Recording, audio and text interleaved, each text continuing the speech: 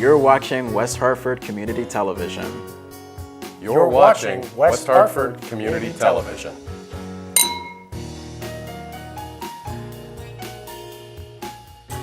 For the community, by the community. I was very shy when I was growing up. I spent a lot of time observing because I didn't know what to say.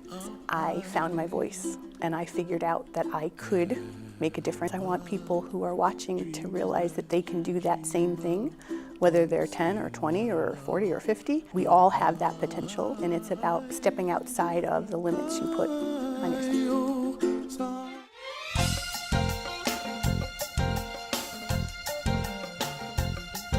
In 1994, the Hartford Current did a story about Amy Barzach, a young woman who seemingly had it all. On April 1 of that year, her son Jonathan was born. He was diagnosed with SMA, spinal muscular atrophy. Her world changed. For the next 12 years, Amy Barzach built 135 boundless playgrounds, a playground for children with disabilities. She did it in 25 different communities in Canada and the USA. This is Amy Barzach's story. My name is Pat Kazakoff. You're watching Shalom Hartford. Stay with me, and we're going to meet this woman, Amy Barzach. So what happened after Jonathan passed that inspired you to do this? It actually started before he died. We had seen a little girl in Fern Ridge Park watching the other children play on a playground that this little girl couldn't get to or play on. I was there with Jonathan, who was a baby, and my older son Daniel, who was 3 at the time, watching this little girl sadly watching the other kids play. And I remember sitting there that day. Jonathan was happy and healthy. Daniel was frolicking on the playground and thinking, shouldn't playgrounds be for everyone? And that was the first seed that was planted. That month, all of a sudden, Jonathan couldn't hold his head up. Let's talk about that first seed. There's a lot of people who see people with disabilities, but they are not motivated to do what you did. Why do you think that you particularly were motivated? After all, you didn't know that Jonathan had SMA at that time. What was it particularly about you that motivated you that way? So when I was in middle school and high school, I had scoliosis, which is a curved spine. And for almost 2 years, I wore a Milwaukee back brace with a tight girdle around my waist and poles and this thing that held my neck up straight. And for 2 years, I had a very visible disability. And I saw how people treated me and how I just wanted to be included. And so I think when I saw that little girl, I flashed right back to and you identified with that little girl. I did. So fast forward, so now Jonathan has been diagnosed with SMA. How did the idea, though, come to build playgrounds? Why playgrounds? Why didn't you just join an organization that worked with SMA? It's interesting. I've asked myself that question a lot because there is an organization called Families of SMA, which my husband and I support and believe in. I guess what happened for us was that just before Christmas of 1994, they changed Jonathan's diagnosis to terminal, which is a horrifying thing to hear. Mm-hmm. And I remember being in a conference room at UConn Health Center with my husband and them telling us that it was terminal and saying, we want to introduce you to a hospice counselor and she's going to help you. And I remember my husband listening to the hospice counselor who encouraged us to think of a project we could do in his honor, something we could imagine would make him smile. She even encouraged us to think of it while he was still alive so that we could tell him and that he would be a part of the birth of whatever this idea was.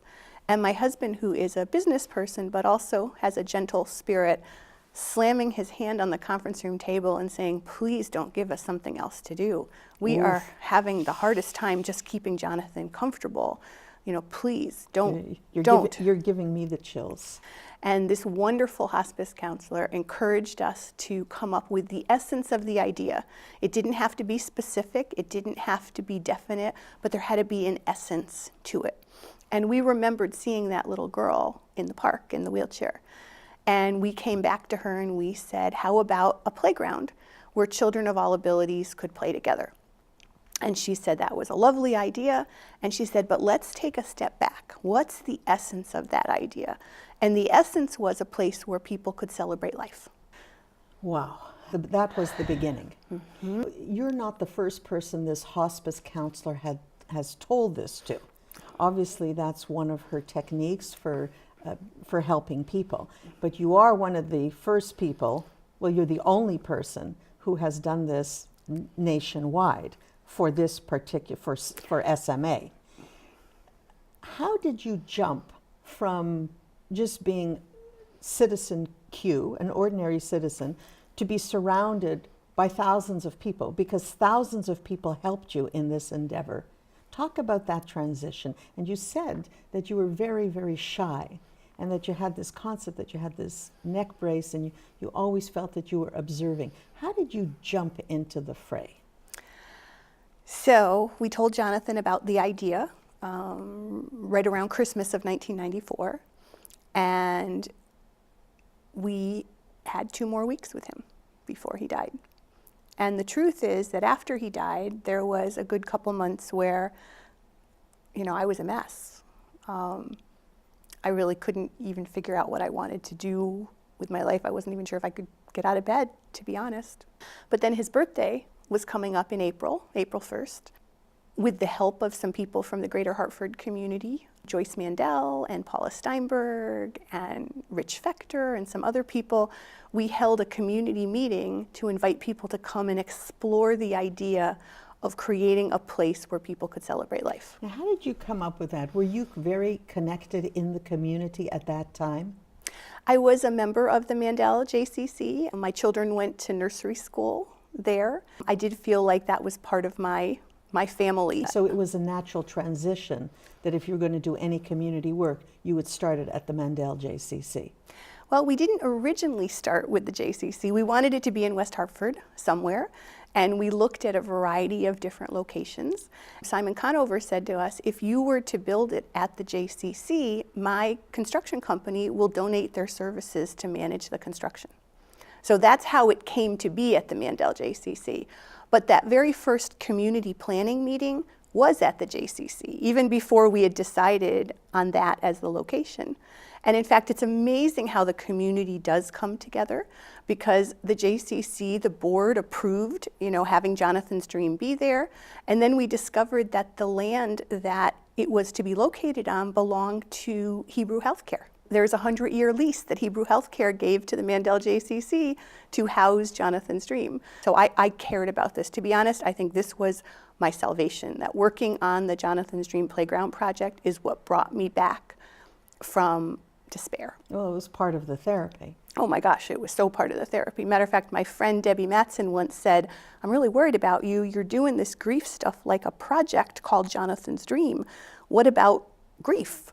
And I said, I don't know how to do that, but I do know how to manage projects. So if it's okay, help me with Jonathan's Dream, and I think ultimately that will help me. I want to talk a little bit about the Mandel JCC. The Mandel JCC is the Jewish Community Center.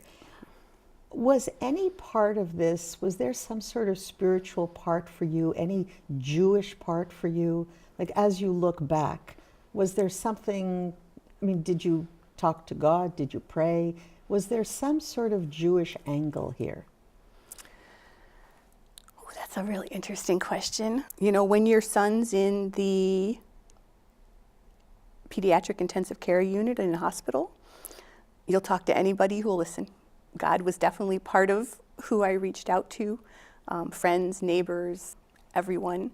What about the Jewish piece? Was there a Jewish piece? Well, so having grown up, I grew up in a conservative Jewish community. It was always about, how can you make a difference? Repairing the world was part of my childhood. And so for me, taking this despair and looking for a way to make meaning out of it became my repairing the world, basically meant repairing my heart and repairing my whole life. Were you conscious of it at the time?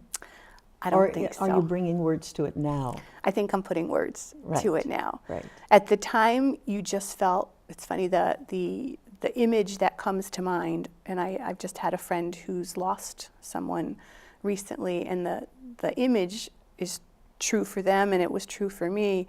You felt like you were on a raft in an ocean, and the waves just kept covering you and overtaking you, and you just didn't even feel like you could think. And so that's how grief felt for me in the very early days. It's just overwhelming.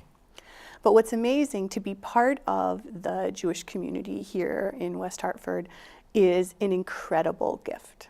People who I didn't even know, joined and got involved. In the obituary that was written for Jonathan, we had written the idea of a playground where people could celebrate life. And within like 3 or 4 months, there was $14,000, half of which came from people I didn't even know. So how did you feel about that? Because originally you talked about being shy, you talked about having a brace, and you talked about basically not feeling as if you were part of something, that you were always observing from a distance. And all of a sudden you're plunged in the center. You're important, you're special. Did you get that feeling? See, I don't think the words "you're special" or "you're important" would ever enter my mind. I mean, I think I'm a smart, interesting person, but I don't think of myself as being, different or above anybody else. You did something that nobody has done. Didn't that say something to you? To me, it was based on my wanting Jonathan's legacy and life to matter. And having now met so many children with disabilities who feel invisible or feel pushed aside, not just for 2 years like I did with my back brace, but all the time. And I think in a way, I stepped into my voice for them. So how do you feel now? You have your voice. It's how many years later is it now? Well, so Jonathan died in 1994. He would have been 21 this year. We built Jonathan's Dream. It opened in 1996. We're going on 20 years. What I discovered was that if you have found your voice, you can use it for good. You can use it to make a difference. You can use it to inspire and empower other people to look for ways that they can make a difference. So what do you think holds people back? Because although you don't admit to being important or special, you did something that was way out of the ordinary. And most people don't do that. They just don't do that. What's holding everybody else back? I think sometimes we're all busy, right? So life is full and people don't have time. And yet what I've discovered is that there's time for what you decide matters. And so one of the things I like to encourage college students to do, I work at the University of Hartford now, and I work with undergraduate students. Mm-hmm. And one of the things I like to do is to say, open your eyes, look all around you. There are needs and challenges and opportunities everywhere. What matters to me might not matter to you, but figure out what matters to you and then look for a way to make a difference. Even if it's a small difference, but to start. And once you start to get the feedback, you've done something and you see how it's impacting the world and other people, that's very motivational. So what is Jonathan's Dream doing now in 2015? That's a hard question because in 1996, when it was built, it was made out of wood because at the time the playground industry did not make commercially available playground equipment that was inclusive. So we had to build it, custom build it out of wood. Well, it turns out that pressure treated wood only lasts 15 to 20 years in a playground setting, and in 2013 it had to come down. So if you are to go to the Mandel JCC and go to the parking lot today, you would see the entry sign with the beautiful double-sided rainbow that says Jonathan's Dream, and a field that nature has taken back. It makes me cry every time I go. So that's what is, but I'm a big believer in, okay, start where you are, that's where we are, but what do we need to do to bring it back to life? Now, is there a movement to bring it back to life? Yes. And who is heading that? So there's a lot of people who are involved, but Ronit Shoham is an amazing woman in West Hartford who is behind every good thing you've ever seen here. So the Miracle Baseball Field, the Teen Center, the lights at the high schools. So if there's something good in West Hartford, Ronit has had a role. And what is Amy Barzach's role? I think in I'm this like next phase? I think I'm like the spiritual mother of the project. So I participate. I speak at community meetings. I involve people. But Ronit is the volunteer project manager. And so how does it feel now that you gave birth to Jonathan's dream and, well, you were the creator and the spiritual mother and the operator. Now you're not the operator. How does that feel? Feels great.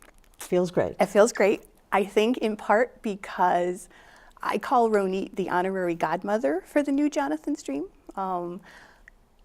I feel respected and appreciated, and my husband and I are included in all of the process, but she's carrying it.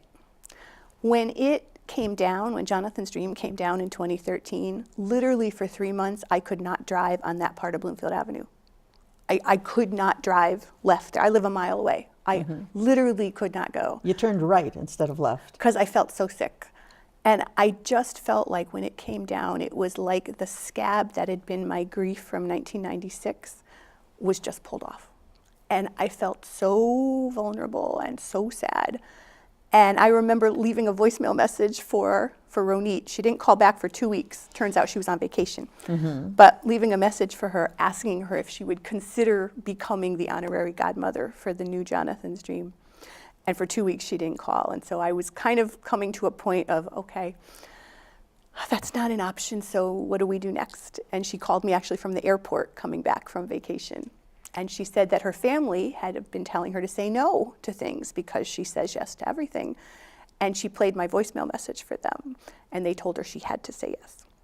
So she's been like the glue that has brought the project forward. We have an alumni task force from Leadership Greater Hartford who's helping with community outreach and fundraising. And we have 2 amazing twins, Rachel and Leah Goldberg, who grew up playing at Jonathan's Dream. They're now in their mid to late 20s, and they are both leading community outreach efforts. So here you have this remarkable group of people. We have a design that was donated by Shane's Inspiration in Los Angeles. The 16th Boundless Playground that opened in the early 2000s was called Shane's Inspiration. And that group went on to become its own nonprofit and to help communities all over the world. Matter of fact, they built an inclusive playground at the Sochi Paralympics. So basically, they're doing exactly what you did with Boundless Playgrounds, but in the LA area. LA, but even farther than that, around the world. So somebody like you, who's had this major achievement, who worked 12 years and was totally focused, and now is not. Do you have another project in you? Is there something else that's eating at you that, you hear a lot of these stories, like Oskar Schindler. Remember Oskar Schindler? He did a very, very big thing during the war. Very, very big thing. After the war, nothing happened for him. And I'm wondering if you have that sense in your mind, or are you looking for something, or is it coming to you? So it came to me. So in 2011, a friend sent me the job description for the position of director of what's now called the Women's Advancement Initiative at the University of Hartford. And I looked at this job description and I got goosebumps. It was everything I love to do and everything I was good at in one job description. Reporting to Walter Harrison, the president of the University of Hartford. And it was to honor the legacy of Hartford College for Women and to build programming for students and faculty and staff at the University of Hartford related to leadership. I came into that position in November of 2011, which something, by the way, my mother had told me forever. She saw me on a college campus, but I didn't listen. So thank you, Mom. And What we do is do leadership and professional development training primarily for undergraduate female students. And we don't pick the presidents of their class. We don't pick the most assertive young ladies who are going to make their way on their own. We pick the middle young ladies, the students who haven't yet found their voice and who don't realize that they can in fact make a difference. And we do training with them twice a month. We build a community, and to watch these young ladies grow. We started in 2012. We have our first graduating class in May of 2016. And so in a way, I feel like I am empowering, challenging, and supporting the kind of young woman I was when I was a freshman. So you're 54 years old now, and this is your second hurrah. Is there a third hurrah for Amy Barzach? Do you know, I don't know. I'm loving what I do every day. I practically dance my way into the office, and I'm not a dancer, but I love what I do. I love being able to help people find their voice. All the things that I learned kind of the hard way, and not that, you know, these young ladies are not going to learn their own hard lessons, right? That's just how life is. But I love what I do. Do you ever look back over those 12 years and say, how did I ever do that? Totally, totally. There were times when I had no idea. And what was interesting, so I remember one Friday afternoon, on a late Friday afternoon, and the phone rang. It was Gail McClure from the W.K. Kellogg Foundation, and they were interested in bringing the concept of inclusive playgrounds to their home state of Michigan. And would we be interested in talking to them? So, of course we were, because we were... That's what you did for a living, right? Right. And they talked about how W.K. Kellogg needed glasses when he was young. And before he got glasses, he couldn't see. And guess what? That was a disability at that time. Right now, we all wear glasses, and, you know, if you have an eye problem, you fix it. But back then, he was told that he couldn't do things because of his eyesight problem. And that was his vision. And so we worked with them to build 25 inclusive playgrounds within 90 miles of every child in the state of Michigan. If you were looking back, you were involved with a huge amount of people. I mean, this is one person, the Kellogg from Michigan, but you were involved with a lot of people. If you could name a few people who were really integral to you pushing this off a piece of paper and into the world, who would those people be? So it makes me smile just to think about them. We built Jonathan's Dream in 1996. 2 weeks later, the phone rang, and it was Lena from Time magazine, and she wanted to write a story about our playground. My husband thought she was trying to sell magazines, so he hung up on the reporter from Time magazine, but she called back. So thank you, Lena, for calling back. And a 2-inch article in Time magazine, December 6, 1996. Still remember the date.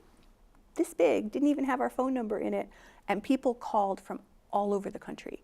What did you do? How did you do it? Please teach me how. So if she hadn't called you, if she hadn't made that call to you, do you think you would have stopped at Jonathan's Dream, or would something else have propelled you forward? You know, I don't know. But you perceive that as a real important point. I perceive that as like one of the pivotal people in the story. And then the next story was there was 2 moms in Fairhaven, Massachusetts. One had a son with muscular dystrophy, one had a son with cerebral palsy. And I was helping them develop a playground for their local school, because these 2 young boys used to sit in the library and watch the other kids play on the playground. The same thing that the little girl experienced. And the same thing that you experienced. Right.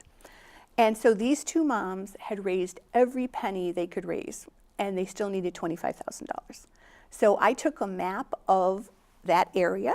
I drew a 45-mile radius around Fairhaven, and then I proceeded to send letters to all the companies that were located within that 45-mile radius. For them? For them. On their behalf? Yes, to help raise the money for their playground. So by this time you were a staff person of Boundless Playgrounds? No, I was still a volunteer. Still a volunteer? I was still a volunteer. Wow. I was working full-time at Bronson and Utensky, the Utensky Group, a real estate development company, and in every hour that I wasn't working, this was what I wanted to do. So if you wanted to share, like you're 54, your vision is different, the way you look at things is different than when you were 35. If you wanted to share, like the one thing that made Amy Barzach get out of herself and into the world and might be inspirational to other people, because there are other Amy Barzachs in the world. We just don't know who they are yet, and they might not know who they are. What would you share?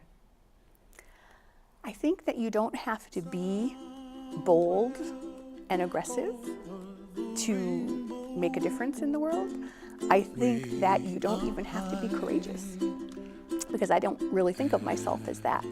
But I think going back to the idea of opening your eyes and looking all around you, what matters to you might be different than what matters to me, but there are so many things in our world that could be better, and to pick the one place where it touches you, and then to look for not yourself, this isn't ego-driven, but it's about, with what I know how to do and what I might be able to challenge myself to do, what could we do? Well, we've been speaking to Amy Barzach, who clearly challenged herself, and now she's giving you a challenge. So what can you do?